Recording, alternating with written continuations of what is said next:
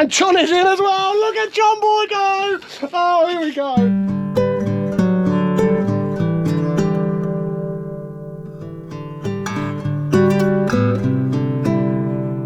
Good morning. Another glorious day. And we're not far off land today, as you can see.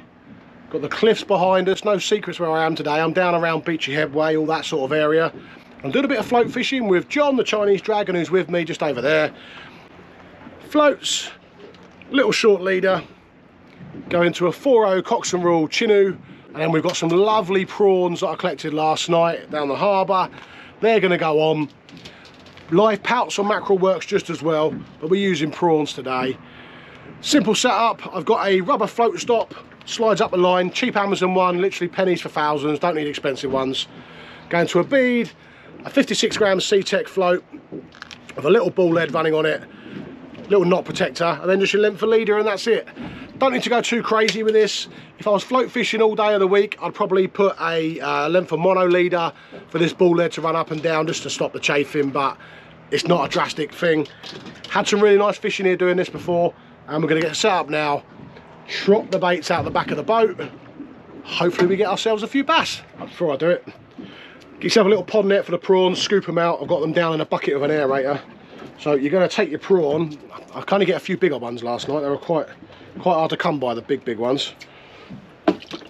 So everyone will have different ways of doing this. It's just how I've always done it and found the best way. The prawn itself has got segments on the tail, and I hook it through the second black line, the second segment, straight through once, and then that's it. Nice and easy, and then that just sits there down the tide. You normally only get one hit of a prawn. If you get a bass or a ballon wrasse, for instance, hit it, they'll have the whole lot gone. That's why I fish nice sharp hooks, and that's it. But yeah, through the second segment of the tail, nice and easy. So you take your prawn, have it upside down, get your hook, which I said 4.0 Chinook, once through the tail, out the other side, and then that is it there. I'm in the sand in my eyes there. Yeah, but that's it, nice and hooked. Make sure the hook point's proud, and that's you're good to go. It is what it is, mate. Yeah, they're going to run away quite fast then. There we go. Easy. There it goes, off it goes down the tide. Bail arm is off. And you just let that trot away. And what can happen when the fishing's good is that float can already go. As soon as that bait gets down, they can go. It's all rocky reef here. As you can see, it's all cliffs. All rocky reef through here, and bass showed up anywhere. And there goes John's. Oh, I lost it. Oh, no. I'm not. The camera has cost me a fish there. First drop. And I was just watching my float and it zoomed away. Ah. Bugger. Saw that one go. First drop down, it shot away in front of my eyes. I'm trying to turn the camera on. John, you're going to get a bite in a second, son. Yeah, I'm worried about that. I want to get this net out of the way. I want to catch. You're going to have a fish in a minute. I told you when they're on, they're on. Ah, God. Yet again, the camera cost me a fish. I was just talking to John and I said, oh, we'll give it a go here. And I was watching the float and it just went away. It wasn't a particularly big fish, but it was a fish. Ah. Oh, there we go. Really excited with the first thing, John. That's it. That's all you need early in the morning. God, I shot away that did. There we go. It didn't take long to come back. It didn't take long to come back. Oh. Straight away, fresh prawn on, and we're in again. And it is a bass. Nice.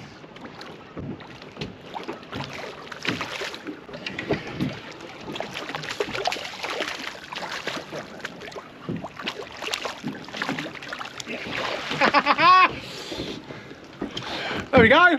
Only the second cast. That's about where I got mine there. Only the second cast because the first one I lost one and we got a little bass.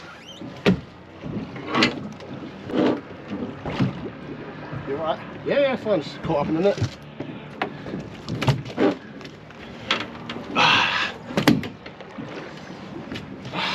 Oh, Christ. Might have go. This will probably go. Oh, I think John's in. Oh, the float just went. Right. Yep. And John is in as well. Look at John boy go. Oh, here we go. There's mine. You got a good one? Yeah. Really good. Wow. Get in that corner. It's always good fun. Get in that corner, hang on. Oh, I just nailed it. Oh, this is a good one. Yeah, you're in, John, aren't you? Sorry. Yeah, this is a good one. Hang on. Hold up there, John, hold up. Play it slow, play it slow. Oh, another nice bass, John, well done.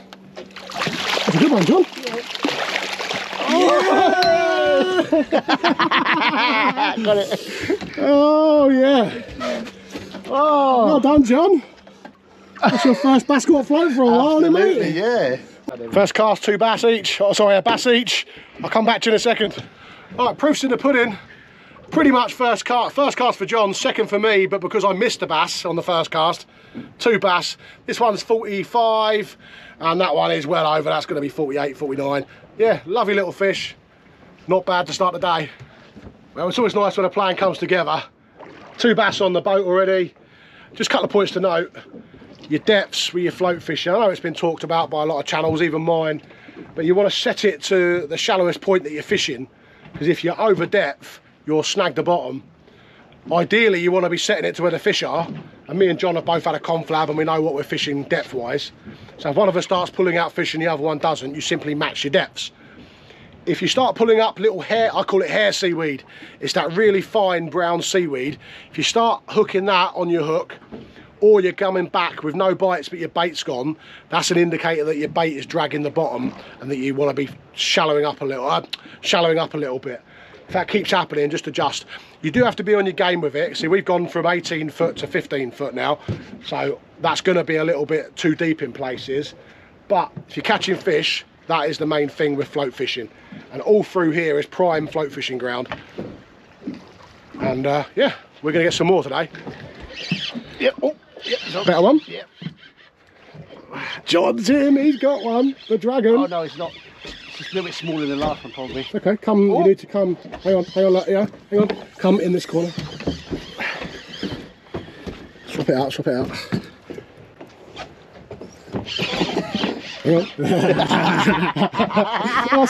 I said you'd like this. I said you'd like this. Oh, nice fish. Not bad. Lift the rod up, lift one up, float. That's it, we're in. Yeah. I think that's the quote we're done, isn't it? That's 3 in it. One more to get. Well done, John. Oh, that's quite a nice one. Yeah. There's one for John. That's his 2. Only on the first drift. Well done, buddy. So that's all the hooks are. 4.0 Cox and Roll Chinoos. And that is all the float is. 56 grams C-Tech. They do bigger ones, and I've got another rod out now. It's a bit overkill, really. It's my taupe rod I was using the other week, but it's got a float rod already set up on it, so I've sent that out as well. Slightly bigger float. And that's all it is. 2 types of bite you'll get with a float, or maybe possibly 3. The first one will just be that it sails away, it goes. So it's cocked like that and it will just go. The other one you might get is that it will start kiting across the water like that as a bass or whatever has picked it up, and it's just scooting across like that. And the other one is if you have the lead locked in, so you have it between 2 swivels, sometimes a fish can pick that up, take the weight, and the float will just sit like that on the surface and won't move. So if we call it a lift back bite or a lift drop bite, whatever you want to call it. I think we call it a drop bite in tench fishing. But yeah, it can lay flat like that. So you do have to pay attention to what your float's doing. If in doubt, reel down, strike it, because if you miss, you miss, but you might well hit into a fish. We're on 3 bass already so far, and that's good. Good fun. We're going to probably move marks in a bit. This one's going a little bit quiet, but all through here, you got pick of prime bass ground through here, and we're only just getting started. So I think we'll have a little move in a second.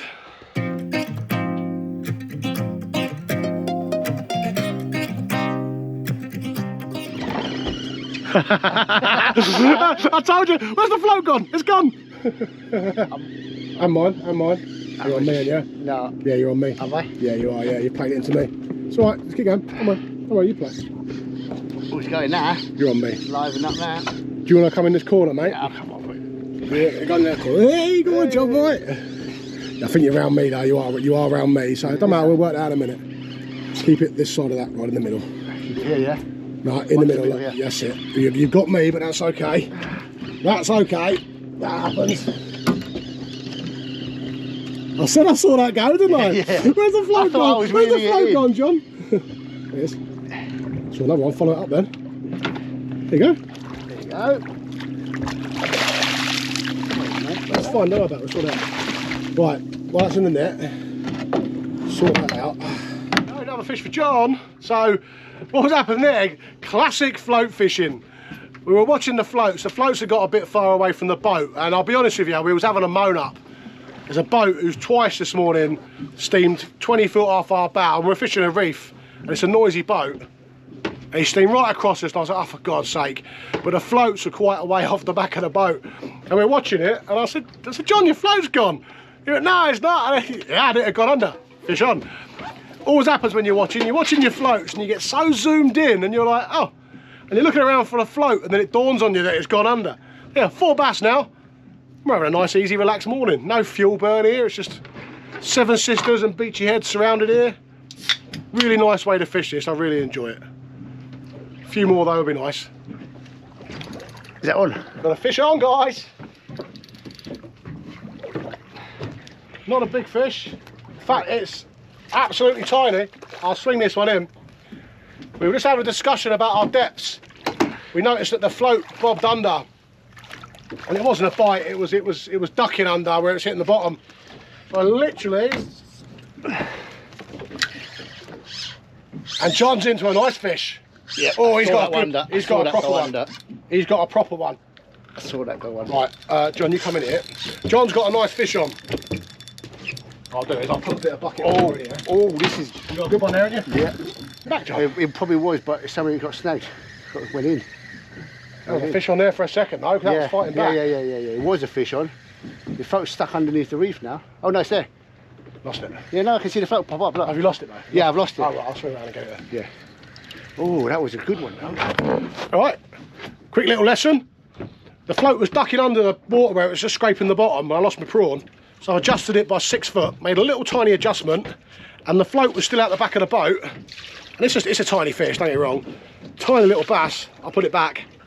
And at the same time, John's float went, we've obviously gone for a little patch, and he was onto a nice fish, but he's playing it quite far out the back of the boat, and the bass has come towards us, got down the reef, and it's parted him off on the braid, which is the trouble when you have the floats quite far from the back of the boat. So the float is now floating just there. We're going to grab it, re-tackle John up. There's fish here, we're on. John, Yeah, mate. do me a favour. Quick, that's right, quickly reel that rod in. Yeah. Oh, we're in, guys. Right, so I'll play that side here. I'll play that side. You come this side of it. Come in here. Come this side. All right. Sorry, mate. Just watching the float, and it did that thing where it skied off to one side. And yeah, we got a bass on. It's not big. In fact, it's another little schoolie. It's another little schoolie, but I spotted the float just disappear.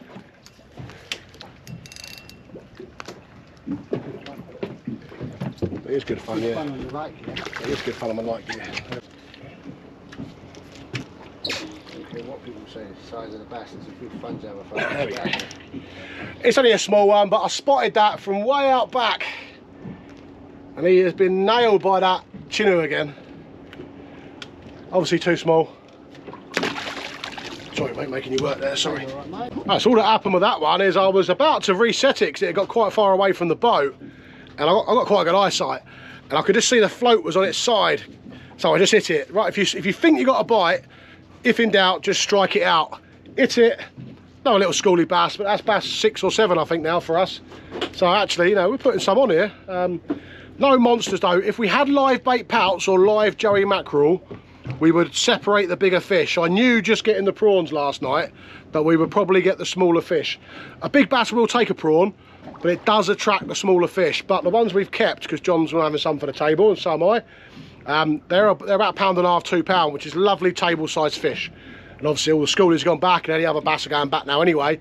But yeah, the prawns do separate the smaller fish, but we'll come back here and we'll get some live baits and we'll do it again. But we're not over yet, we may still get some good ones. I told you! Oh, he's gone, he's gone, he's gone! We're in again! Just chatting with John, we thought John had a bite. And my float's further out than his. I've just reset my other rod. And I looked up and like, where's my float gone? And it's because it's gone because there's a fish on it. And again, it's not a monster, but when you're on light tackle and you're doing it the right way, which I believe my top water bass friends will disagree with me, and you've got a very fair point, but I think bass on the floats is the best way to catch them. I absolutely love it. Give it a little scratch. Is it a schoolie? No, I don't think it's. Right. I don't think it's a tiny schoolie. It's not really put much of a scrap up like a bass, to be fair. Oh no! Hang on. Hang on. It might be a sizable one. Hang on. Oh, there we go. It's not a monster, guys, but it was. Hang on. It was swimming towards the boat, but I think there might be another sizable one. Still worth a night. Not happen, your one, I go. I know. Always I've got a sizable then. Small, but sizable. Yep. Well done. Oh, that's a sizable. Yep. Not a monster, guys. There's the Chinook again. Get out of the way.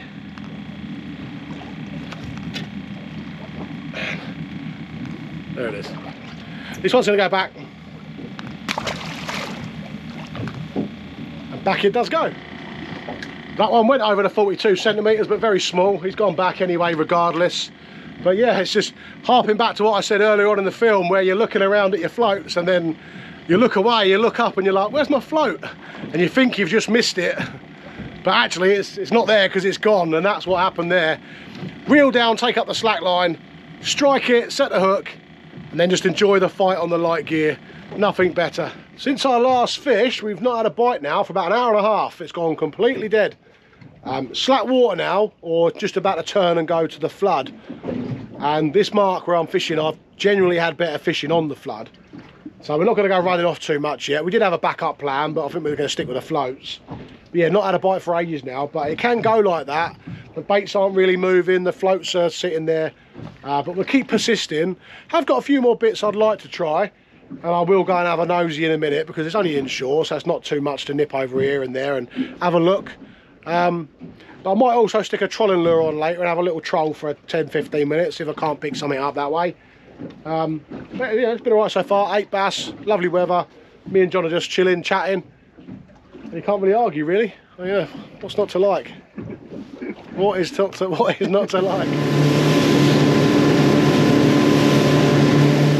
it a good one? Yep, feels good.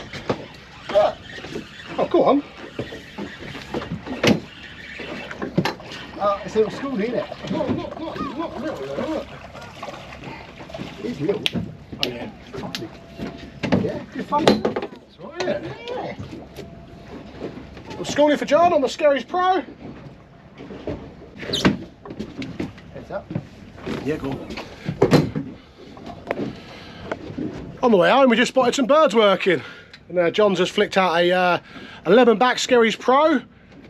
Bass on straight away. Only a small one. After a nice bit of action this morning, the sun has come up in the sky, crystal clear blue skies, and the fish just don't like it. I don't know why, they just don't like it when it's like that. If it had been a bit overcast, I think we would have carried on fishing all through the tides here, but as soon as that sun got high in the sky, and I've said it this morning it might do that, it's just killed it dead. Drifted through some good prolific marks that have produced before for me on the same states of tide, and we haven't even had a sniff since the turn of that tide. So it is what it is. 8 bass, no monsters, couple of pound the biggest, but a really nice morning's fun on the floats, and I hope it's been of interest to some of you, and I will see you all again in the next one.